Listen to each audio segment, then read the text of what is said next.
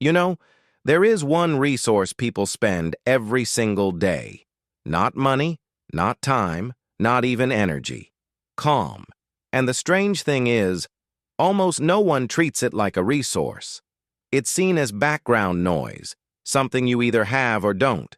But calm is currency. And what you trade it for shapes your entire life. Think about it. You can be intelligent, talented, highly motivated, but without inner calm, all of that works at a fraction of its potential. Decisions become rushed, actions become reactive, responses lose depth.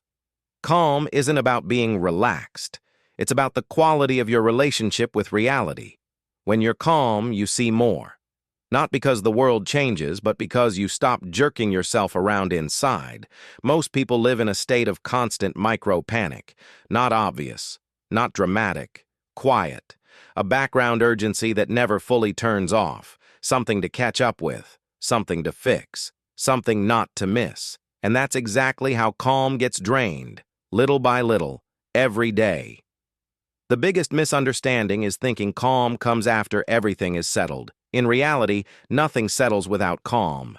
Inner chaos creates outer chaos. Calm isn't a pause from life. It's a mode of operation. It's the state where you stop making unnecessary movements inside yourself. Imagine someone constantly tense.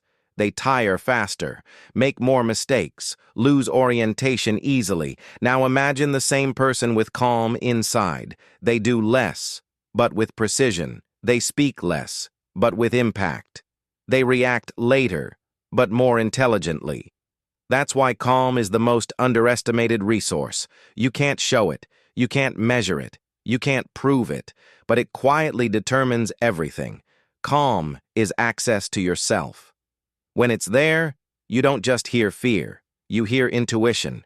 Not just habits, but real desires.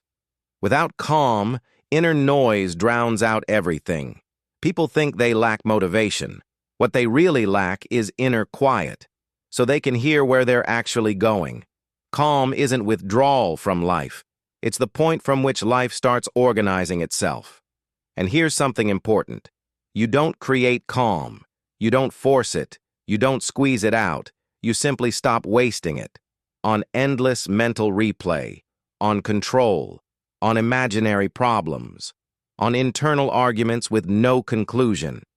Every time you don't react automatically, you save calm.